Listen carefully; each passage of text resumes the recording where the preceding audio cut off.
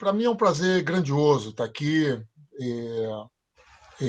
Eu acho que a vida acadêmica, a principal parte é isso, é quando ela sai de dentro de casa, a universidade, o departamento se abre, as pesquisas se abrem, quando tem a oportunidade de ter alcance de ter alcance no sentido largo, né? O ciberespaço nos dá um pouco essa possibilidade de ir além do horizonte comum, né?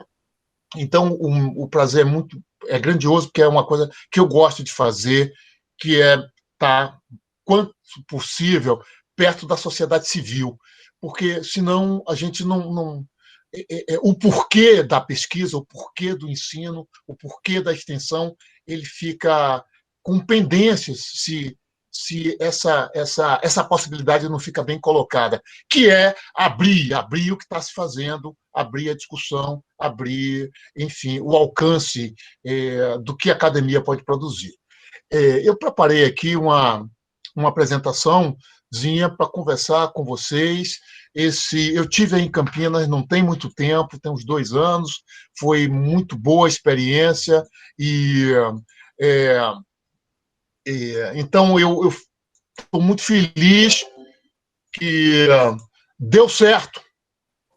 A criação de uma disciplina é fruto já de um movimento, né? A criação de uma disciplina que já está acontecendo é o quê?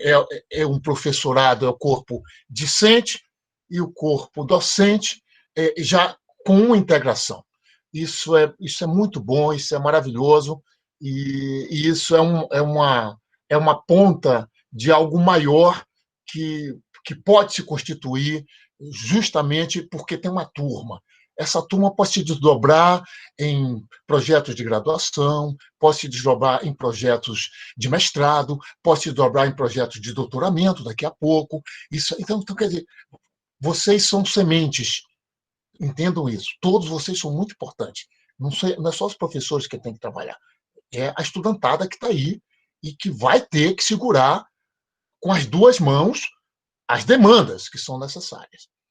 Vocês têm aqui o portal GeoAfro. Eu vou colocar aqui no chat uns links que pode ser importante para vocês, deve ser, com certeza vai ser, que é o seguinte, o link do portal, o link, embaixo do link do portal tem um link que conta um pouco a história do projeto GeoAfro, com tempo, imagens, passagens, etc, etc. Vocês têm aí um link de publicações eletrônicas, que são e-books que já estão publicados, estão disponíveis, são publicações ligadas à cartografia, ao ordenamento do território, a quilombos, a atlas, etc, etc, etc. Então, você vê, tem uma parte então, que já está disponível. Vocês fuçam, alguma coisa vai servir direto para aqui e também pode servir para outros campos dentro do universo da geografia. E tem também aqui a lojinha do Projeto GeoAfro, que vocês têm aqui, talvez eu abrir ela rápido, que vocês têm referência, que eu acho também o seguinte, professores, acho o seguinte, estudantada que está aqui presente, que vocês têm que montar a biblioteca de vocês, uma sugestão. Então, assim, é bom ter, por exemplo, eu quero abrir uma publicação aqui, não só baixar. Como é isso? Então tá. Então aqui tem o quê? Quando vocês baixarem, tem o quê? Aqui, geografia, educação, cartografia africana e afro-brasileira. Ponto. Geografia e educação. Aqui eu tenho mapas temáticos do tema afro-brasileiro. Aqui eu tenho educação espacial e ordenamento do território. Então tá. Então eu tenho eixos temáticos, tenho publicações aqui, vamos se organizar. A gente tem que falar, eu falo muito aqui do ordenamento do território, e isso vai fazer parte um pouco aqui da nossa conversa. Por quê? Porque ou pegamos isso de frente, ou o território brasileiro e a estrutura da sociedade continua com esses paradoxos que a gente convive de maneira secular, né? Então, eu vou minimizar isso aqui e vou abrir uma apresentação propriamente dita que eu fiz para vocês aqui, pensei nessa conversa. O Brasil africano, vamos assim, vou usar essa expressão, ele não tem vez, né? Ele não tem vez nesse Brasil oficial, que convivemos aqui há 5 séculos. Então, a minha conversa é muito em cima desse Brasil, que não tem vez, e que, na geografia particularmente, que é a nossa casa, compete a nós ele ter vez. E para que ele tenha vez, eu tenho que trabalhar isso, tenho que estudar isso, tenho que ter vontade de revelar esse Brasil. Então, o que eu vou falar aqui é desenvolvido dentro do bojo do Projeto Geografia Brasileira e ele, nesse momento, está no Centro de Cartografia da Universidade de Brasília. Já teve no CEAL na Bahia um tempo, depois veio para Brasília e ele veio junto. Então, hoje eu estou aqui. De vez em quando ele migra, a gente tem umas antenas de parceria, ele também já está espalhado pelo Brasil. A dimensão do espaço geográfico, para nós, é uma coisa muito importante. Espaço como sistema de quê? Ações, relações, mas, sobretudo, ação. O que é ação? Ação é o agora. Ação é o presente. E o espaço geográfico no sentido multiescalar. Então, minha conversa também aqui, às vezes eu vou falar o quê? De uma rua, de uma casa, de um bairro, de um município, de uma região, de uma nação. Então, no sentido multiescalar, a gente tem que exercitar isso sempre. Então, essa perspectiva para nós é importante, assim como a do tempo. O tempo, para nós, assim, ou eu olho para trás, ou vai ser muito difícil entender o agora. Então, a perspectiva historiográfica, não necessariamente linear, não tem que ser uma coisinha atrás da outra, não é isso. Mas eu tenho que olhar para trás. E nós, brasileiros, temos algo difícil. É uma coisa do Estado, é uma coisa também da estrutura da sociedade e estrutura da academia. Todas as áreas do conhecimento deviam olhar melhor para isso. Sobretudo isso, a nossa formação territorial. A nossa formação territorial é o quê? Tem 5 séculos, com esses limites, que é neutro, mas, na verdade, são fronteiras de conflito que ocorrem ao longo de quê? 5 séculos de sistema escravista. O Brasil nunca deu um refresco. Começou desde o início, e nós estamos em o quê? No primeira metade do século XXI, o Brasil nunca teve tão escravocrata. Então, nós não temos refresco. O que é o sistema escravista? É um sistema criminoso. É um sistema que é econômico, ele é político, ele é jurídico, porque envolve o quê? Ele tem direito, né? Tem elementos legais que formalizam ele. Ele é ideológico, porque tem educação e cultura que faz com que uma parcela da população, uma parcela da sociedade pense de forma errônea. Então, nós temos um modelo secular de dominação que não é só social, ele é territorial. Isso tudo começa quando? Vamos pegar, então, pelo menos do século XV e XVI para cá, porque tem uma história que é mais antiga, que a gente diria que até lá no Antigo Egito, para ver quando os árabes chegam, que começa a primeira grande escravização de 1000 anos, que a história toca muito pouco nisso. A decadência do Império Romano, expansão dos impérios muçulmanos, ocupam o norte da África, estão lá até hoje.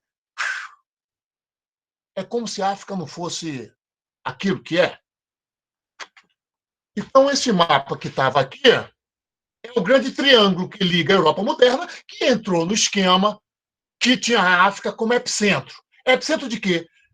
De produção de riquezas, de produção de possibilidades de engrandecimento dos estados e dos impérios. É aí que a Europa moderna entra. Século XV, o pequeno reino de Portugal é o grande que começa.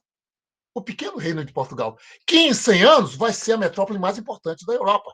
Por quê? Pela escravização, pelo ouro de Gana, pelo sal, pelos produtos tropicais que não podiam ir às Índias e que faz isso. Então, o continente africano, nos séculos XV até agora, é o grande alimentador do sistema com vários mosaicos diferenciados, a geografia já trabalha isso bem. É quando o processo de globalização começa, onde o Brasil vai ter um papel estrutural, né, nessa dinâmica de triângulo América, ou Novo Mundo, continente africano, Europa moderna.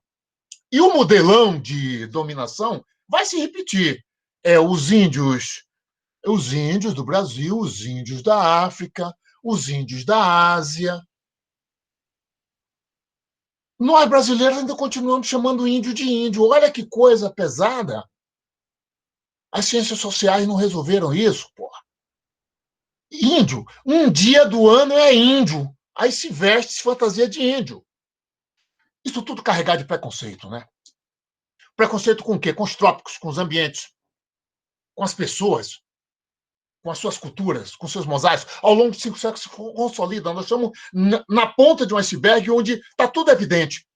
Por que o Brasil é a segunda nação mais africana fora da África? Porque foi quem mais importou forçosamente ao longo desses 5 séculos.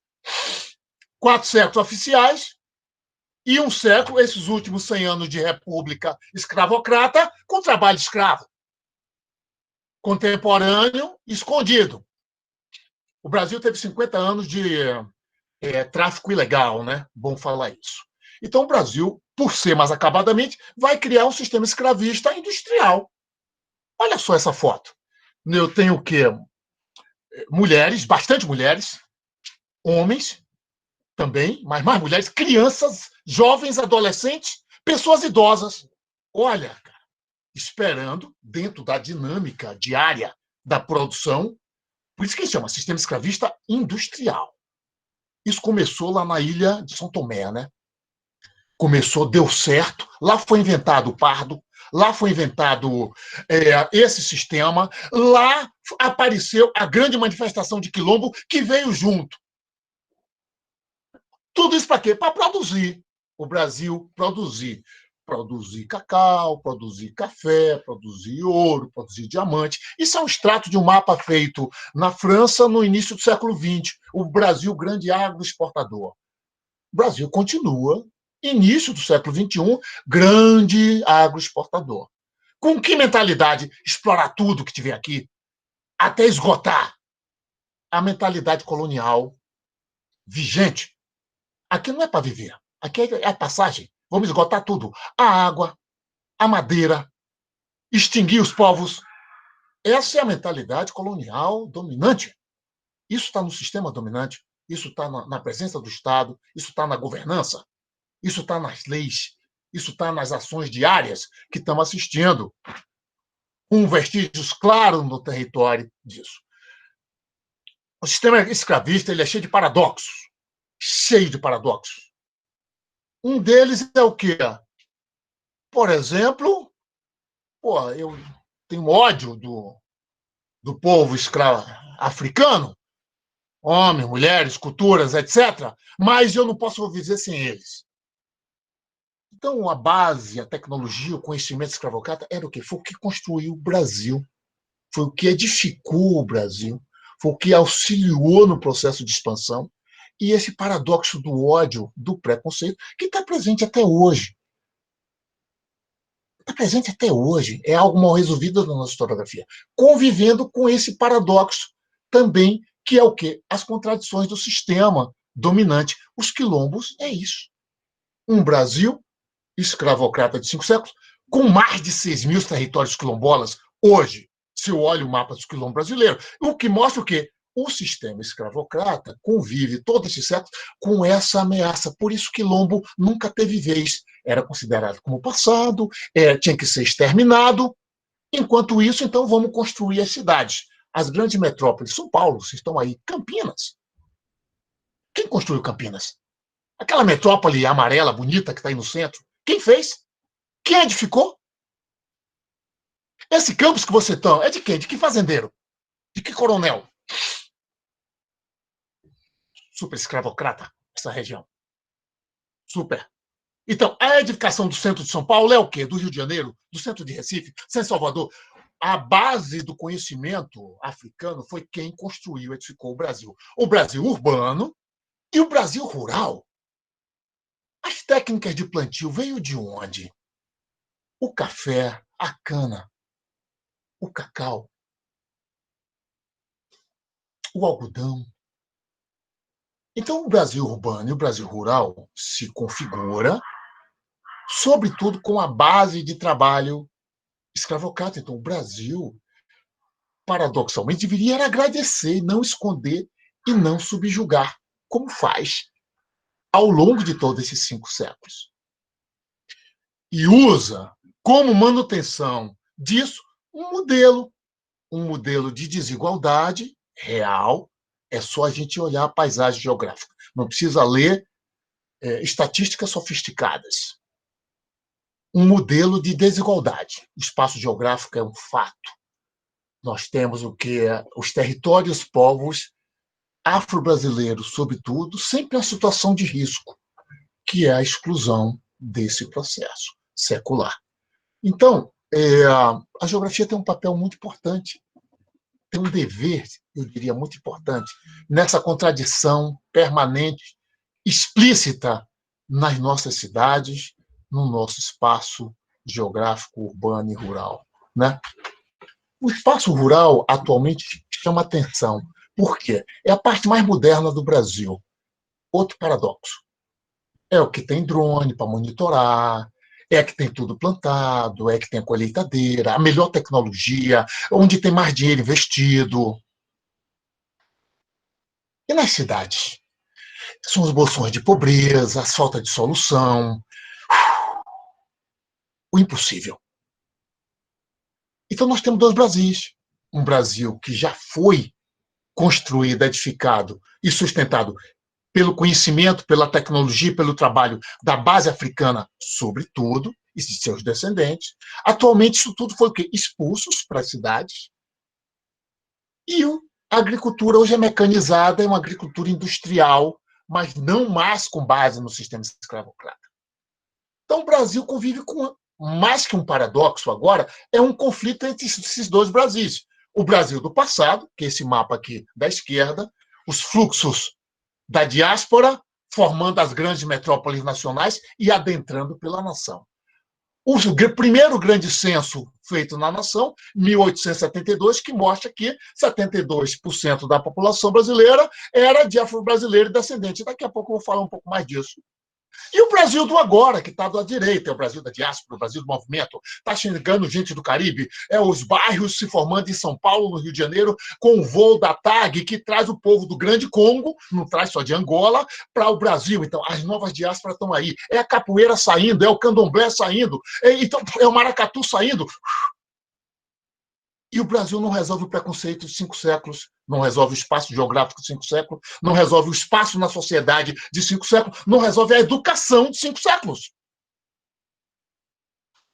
É só pegar um livro didático, cadê o lugar da matriz africana? Não tem. É só olhar na cidade formal, cadê um lugar decente? Não tem. É só olhar no quadro de leis? Não tem.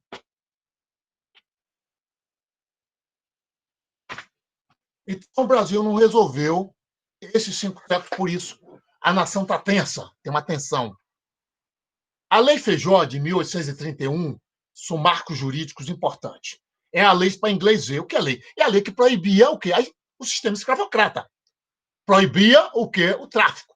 Está fazendo o quê? Quase 190 anos, daqui a pouco faz 200 anos. O que é lei para inglês ver? É uma lei criada só para formalidade. Não vamos cumprir.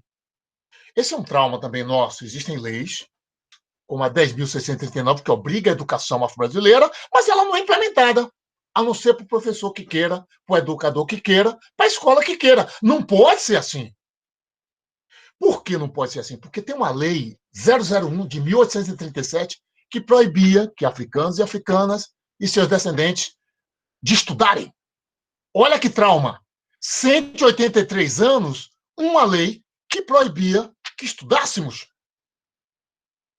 Está presente até hoje. Uma disciplina hoje, professor Vicente, professora Regina, 2020, para criar uma disciplina de geografia africana e afro-brasileira, nenhuma universidade pública.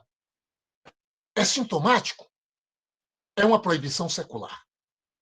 A primeira lei de terra do Brasil, 1855. Qual é a proibição? Povos africanos e descendentes e os índios não podiam ter terra. 165 anos sem lugar. Essa foto aí, essa imagem do Rio de Janeiro, o legal e o ilegal. Quem pode ter terra oficial e quem não pode ter terra. Quem pode ter um espaço formal e quem não pode. Quem é que está ali na favela? Qual é a matriz étnica dominante? Quem é que está nesse prédio aí com essa varanda bacana? Esse é o uso do território conflitante que todos nós conhecemos muito bem. O uso do território tem essa matriz de fundo. Esse é o censo que eu falei há pouco, 1872, ele está fazendo quase 150 anos. Foi o primeiro grande censo feito no Império. Esse censo revelou o quê? Que 70% da população brasileira ela era de africanos descendentes. E ela revelou mais ainda, ela revelou que as grandes unidades políticas escravocratas da nação. Aí eu tenho o quê? Minas Gerais, São Paulo, Rio de Janeiro, Bahia, Pernambuco, Ceará, Rio Grande do Sul, Maranhão, Alagoas, Paraíba. São grandes estados brasileiros com essa matriz escravocrata. É só olhar de frente, não tem esse negócio. É onde as estatísticas apontam. Essas unidades políticas deveriam ter políticas públicas reparatórias de maneira mais evidente. Por quê? Porque enriqueceram mais com o sistema escravista. Aqui está o modelo do censo, é um censo colonial de modelo, que está aí presente até hoje. Branco, preto, antes era mestiço, depois inventou o pardo, depois amarelo e indígena entrou aí no censo passado. Nós estamos com o censo atrasado, é mais uma estratégia para atrasar, para não termos informação. Porque a informação manipulada também faz uma parte da dinâmica do pensamento colonial dominante. Essa fotografia aí é uma imagem de uma pintura clássica que tem no Museu Nacional de Belas Artes no Rio de Janeiro, a Redenção de Cã. Eu tenho o quê? Um europeu com a sua mulher, a mãe da mulher e o filho deles, branco. A mãe da moça é uma africana, uma senhora, o pai dela não se sabe, mas aí está a matriz do Brasil complexo. O cara de costas, a mãe fazendo uma reverência. Esse é o conflito do Brasil. A nação continental. Esse gráfico aí mostra o quê? A evolução da população preta. Uma evolução tímida. O trabalho educativo ainda tem que ser grande. O trabalho de conscientização também tem que ser grande. A gente vai falar sobre isso daqui a pouco. Mas a evolução da população parda, desde os anos 40, é um fenômeno. A nação se tornou um grande país pardo, que é o projeto de embranquecimento desenhado lá em 1872. O que aquele censo fez foi isso, desenhar um processo de embranquecimento, daí a omissão na educação, daí a omissão em referenciar melhor a identidade das pessoas. Qual a identidade do pardo? Aquela moça que tem um conflito com o cabelo, ou conflito com a cor da pele, ou conflito com qualquer coisa. Como é que ela resolve? Ela vai beber em que ancestralidade? Os ancestrais do pardo estão aonde? Da parda. Olha a quantidade de países da África que tem relação conosco pela diáspora. O que a gente faz com isso? Qual o direito do afro-brasileiro e da afro-brasileira com relação à dupla cidadania? Eu tenho direito, pô, mas cadê a documentação? O Brasil tem interesse nisso, oficial? Muitos brasileiros e brasileiras de ascendência europeia têm sua referência, sabe de onde veio, seus antepassados. Isso é bom, cria ground, cria referência identitária. A Lei Áurea nada mais é o quê? Do que uma falsa abolição, é uma pressão, é um contexto geopolítico, só consigo explicar se eu explico isso na perspectiva geográfica. Não é uma história, é na perspectiva geográfica. E aí eu tenho que usar o componente geopolítico para entender o que vai se instaurar, que é o quê? Os 132 anos de oficialização do racismo sistêmico. Oficializou. Nós estamos vivendo em uma nação onde o racismo está oficializado. A prática dele é isso. A exclusão ela é real, não é dado. Ela é real, ela é explícita na paisagem, nas relações, nos cotidianos, na vivência.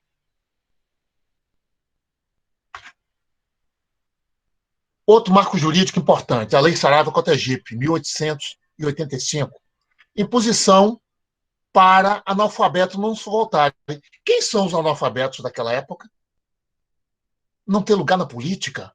Olha só, esse ano foi que a gente vai ter umas vereadoras, uns vereadores de matriz africana. Esse ano é que a gente teve, aprovado por lei, 135 anos depois, um recurso para candidaturas negras. Olha, minha gente, isso é o racismo sistêmico, que fugir ao direito como base. Aqui está o quê? Lei da vadiagem, 1890. Os vadios não tinham emprego, não tinham trabalho. 130 anos de oficialização de quê? Naturalização do Estado policial brasileiro. Olha o que a gente viu em Porto Alegre, no dia 20. Aquilo tem uma oficialidade. A oficialização. É natural matar. Naturalização no Estado brasileiro policial.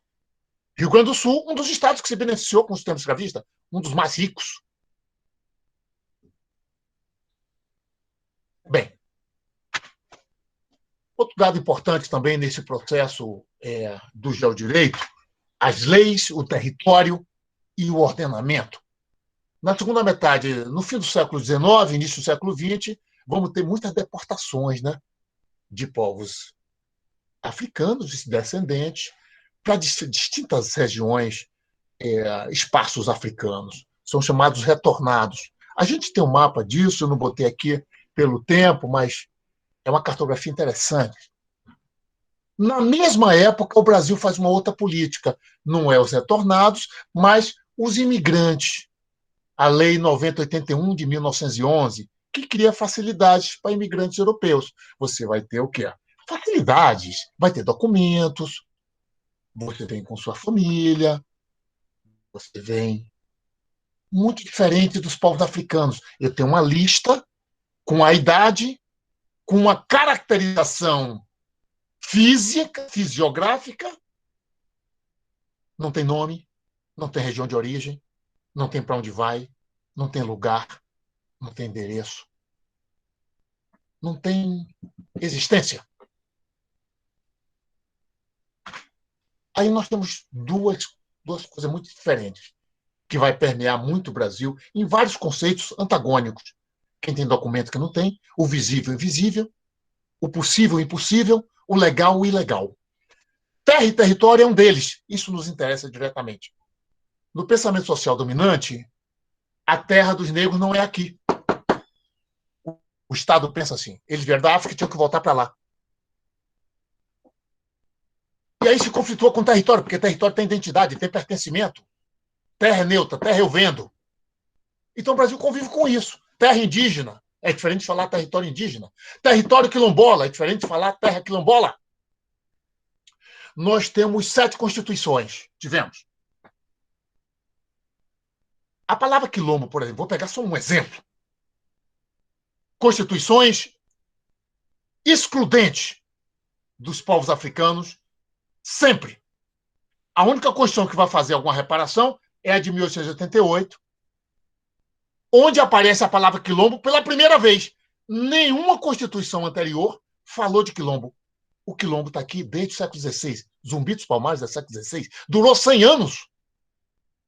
Era um Estado político dentro da colônia. Então, as nossas constituições são muito reveladoras. As constituições eugênicas, de educação distorcida. Bem, olhando aqui a historiografia da importância da geografia de Estado no Brasil ao longo do século XVI, século XXI, a gente observa que a geografia já foi muito importante na colônia, conhecer o território, né? Controlar, dominar muita produção cartográfica. E a gente vê o espaço da geografia cada vez diminuindo. No Estado, no sistema, no conhecimento da sociedade. Ela praticamente hoje está só na geografia. Dentro do Estado está onde? O Ministério tem uma coisinha ou outra. Quanto mais puder enfraquecer, vai enfraquecer. Para que ter geografia? A geografia fortalece o Estado, fortalece a sociedade, fortalece a identidade, fortalece o pertencimento. A banalização está aí, sabemos. Quais áreas do conhecimento? Estamos na academia, tem que falar, lavar essa roupa. Várias áreas usando território, usando cartografia, todo mundo virou gel. Usando paisagem, nossos conceitos banalizados. Todo mundo tem, como em um celular. Temos que refletir sobre isso. Precisamos refletir sobre isso. O que estamos fazendo com a geografia? Vai ficar só na universidade? E os concursos? E vocês, quando formarem? Na Prefeitura de Campinas, quantas vagas tem para geógrafo? A carga horária nas escolas, como estão? Temos que pensar sobre isso. Mais que pensar, agir. Quando eu pego o mapa do Brasil preto, pelo censo, e o Brasil pardo, e junto preto e pardo, eu vejo que a significativa maioria da população, quase 60%, é de matriz africana. Eu tenho que jogar com esses dados para poder me aproximar do dado real, porque o censo não nos ajuda nisso. O censo quer que a matriz africana, principalmente, e a matriz dos chamados índios, os índios agora foi separado, né? Então, ela fique parda, porque é o projeto de embranquecimento. Mas só a consciência, por isso a educação é importante, por isso a universidade é importante, por isso a geografia é importante, para ajudar a desmistificar e desmanchar esse caminho. A população afro-brasileira não é minoria. A população de índios, que chamam, também não é minoria. As minorias do Estado real segregador é que naturaliza a violência. Então, as minorias, na verdade, são o quê? As maiorias do território usado, que vive na sociedade excludente. Então, isso é uma treta do sistema. Política para minoria. Que minoria? Esses dados do DIEESE aí, olha eles aí. Lá aquele círculo, o primeiro gráfico, 56% da população é de negros, 43% não negros. Então, essa é a população de trabalho do Brasil. Então, não sou maioria na área de quem trabalha. Os outros marcadores, todos nós estamos aquém, a população afro-brasileira. Em escolaridade, em rendimento, em horas trabalhadas. Isso é o racismo sistêmico. Isso é o racismo estrutural. O Abdias Nascimento, um homem ilustre, né? Foi senador da República, na vaga de Darcy Ribeiro, ele escreveu que tem sido uma perversidade útil às elites desse país ignorar a questão racial. A discriminação não codificada é uma estratégia eficaz de poder dissimular o racismo sob o emblema da pobreza, marginalizando, tentando encobrir um complicador das contradições de um país rico e endividado, grande e faminto, belo e doente, que quer ser europeu a qualquer custo. Abdias escreveu isso em 1991, quando ele assumiu o Senado Federal. Continua atual, com matizes um pouco diferentes. O Brasil quer ser europeu de qualquer jeito. Olha a fotografia de quem conduz a nação. É uma fotografia que é reveladora. O ordenamento do território, vamos falar isso, porque isso aqui nos interessa. Território nacional, a gente vê precariedades, inconsistências, um território segregador. Pouca abordagem estatística, geográfica. As políticas são o quê? Geralmente pontuais e cosméticas de governança. Pouca produção de dados municipais. Olha só, nós tivemos agora 5.570 municípios com novos prefeitos, prefeitas. Vão planejar como o seu espaço, o seu programa de governo, sem dados atualizados da nação. Os dados são de 2010. A geografia, a cartografia e a estatística não são tratados como suporte para o ordenamento do território nacional.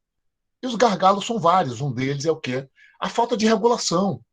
Aí nós temos um problema de geodireito real que compromete os estudos geográficos, eles serem implementados.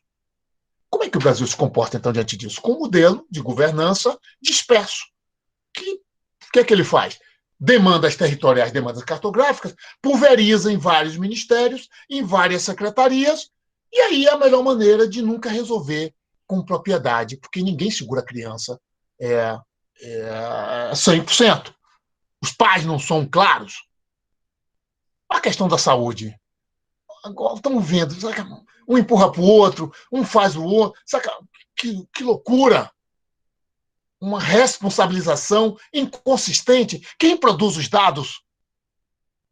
Olha os dados manipulados. Olha que inconsistência. Uma nação continental. E aí se dá esse modelo que vocês estão vendo aí, cama de gato. Um quilombola, uma quilombola chega em Brasília, aqui, para fazer... ver qualquer coisa em sua comunidade, em seu território. Aí a saúde, ele vai em um ministério, o problema da cultura vai em outro, o problema da escola vai em outro, o problema da regularização fundiária vai em outro, e porque não tem um endereço onde eu vá e resolva a demanda que precisa da minha comunidade. Esse é um modelo de governança o pior, para nunca resolver. E aí nós vivemos o quê? O Brasil real, hoje, é assim.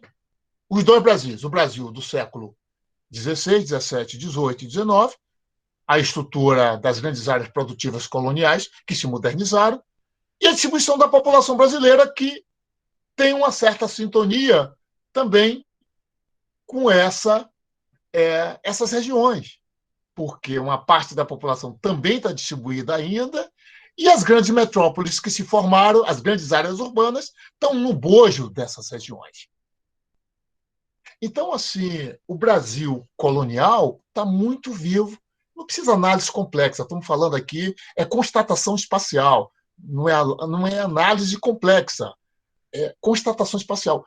A estrutura da nação, ela ainda é muito colonial. A grande estrutura geográfica. Sobretudo, já falamos aqui, vamos fortalecer. Temos uma dificuldade, enquanto nação e povo, de olhar para os 500 anos de escravidão e exclusão. Esse é o ponto. De comentar, de tratar, de ser sistêmico também, nesse ponto. Não só da exclusão, mas de olhar com propriedade para isso. Não discute o preconceito. O preconceito está sendo discutido agora. Olha quantos séculos para se discutir o preconceito. Agora que está tendo brecha no sistema, na mídia, nos espaços, a classe média, está pela primeira vez. Está começando a trazer para a mesa a discussão. Está batendo na bolha. Né? Por que isso tudo? Né? Se evidencia também nesse momento do agora. O Brasil Africano Real, de 132 anos, oficializado, ele entrou em um gargalo. Ele entrou... não dá para estar justificando mais o ressentimento do Brasil ter deixado o sistema escravocrata zangado. Uma parte da oligarquia brasileira que ficou zangada no fim do século XIX, que continua zangada até hoje, não dá mais. Zangada contra o sistema escravista que acabou, zangada com a população e as matrizes afro-brasileiras, isso não cabe mais. É uma mentalidade que não tem mais consistência. Por isso o processo educacional é muito importante, muito importante. A gente fez esse gráfico aqui, que eu gosto muito, é um gráfico que conversa com um dos primeiros slides que a gente mostrou, os 5 séculos de sistema escravista no Brasil. Nós nunca tivemos um refresco. Porra, teve 50 anos ali que rolou um negócio bacana. Não temos essa história. Nós temos no século XX, lá em 1888,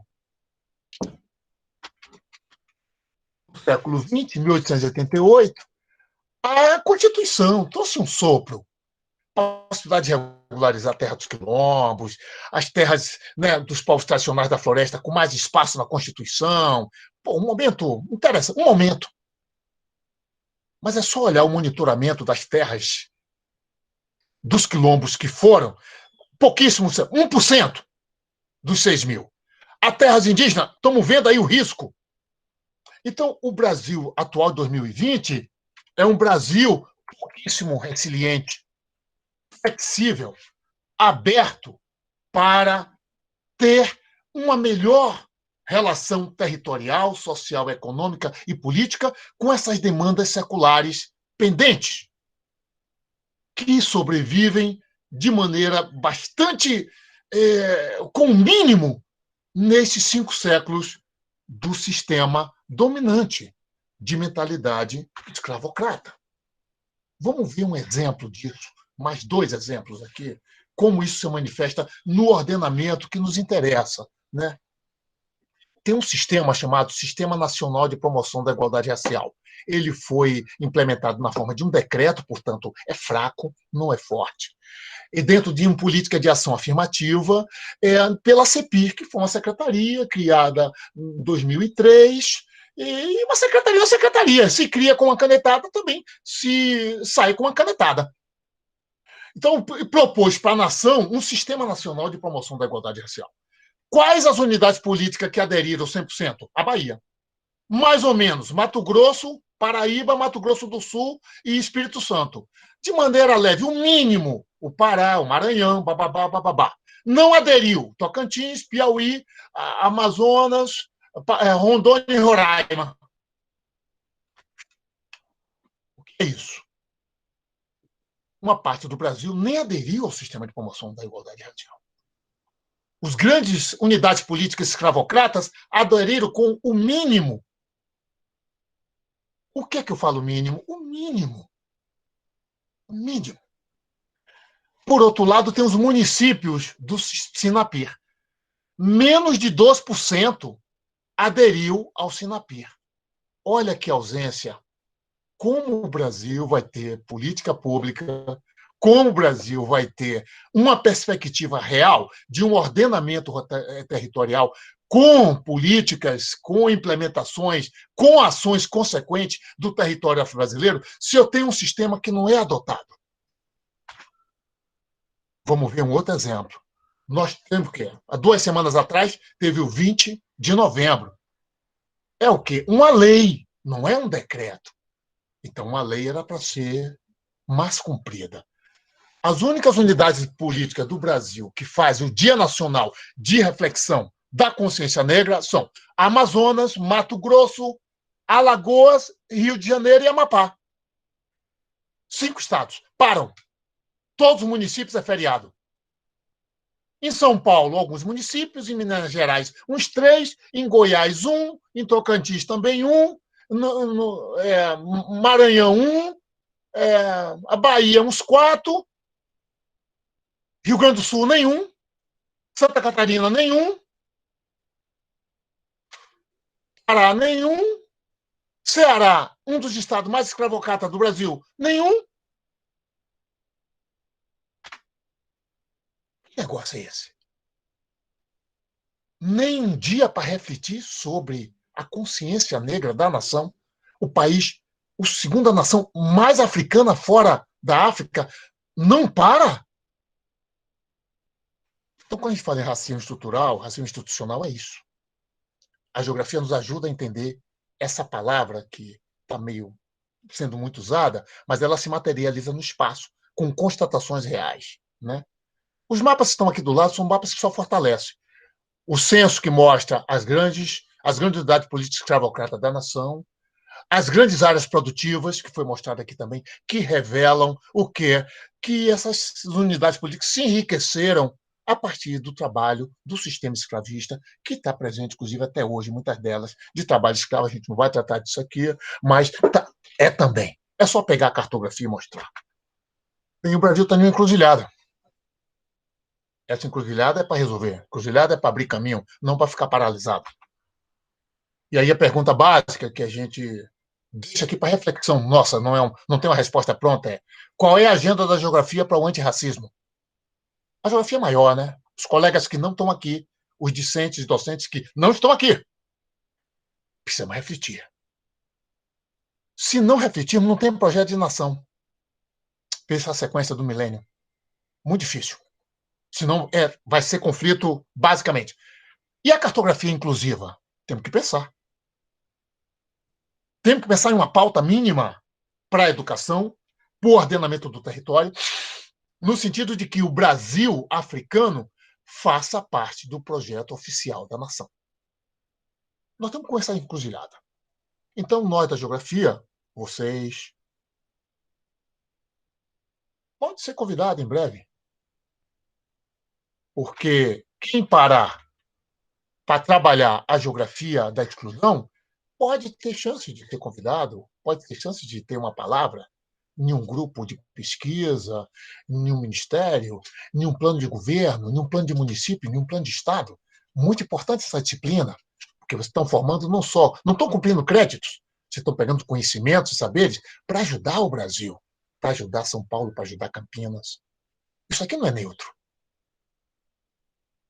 O velho mestre diz o seguinte: a questão do racismo do Brasil ainda não é tratada de forma ética, faltam muitas coisas para ultrapassar o palavrório retórico e os gestos cerimoniais, e há sempre o risco de cair na armadilha da emoção desbragada e não tratar o assunto de maneira adequada e sistêmica. O velho mestre escreveu isso nos seus últimos escritos, e é muito verdadeiro isso. Tratar a questão de forma sistêmica, com dados, com evidências espaciais incontestáveis, porque os mapas falam, os dados falam. As análises espaciais, a partir de constatações, são muito poderosas, e é isso. Em um sistema frágil como esse, uma democracia incompleta, isso é muito importante. Ajudarmos para que o Brasil africano, ajudarmos, eu falo porque estamos falando de gerações, né? Meu avô, meu bisavô, meu tataravô, minha tataravó, o de vocês, todo mundo trabalhou, cara, para a gente estar onde está. E o que seguir pela frente vai depender também do que a gente fizer. É isso que temos que pensar também. A sua parte, o meu trabalho, o meu comprometimento, a minha causa, o meu assunto, o meu ponto, para ajudar que o Brasil africano, em um futuro não muito longínquo, tenha um espaço, apareça no mapa de forma grandiosa e honrosa como merece, diante de todas as outras. Não é que as outras não merecem, mas quando a gente exclui, tem uma conta a pagar. Por isso que é importante a inclusão.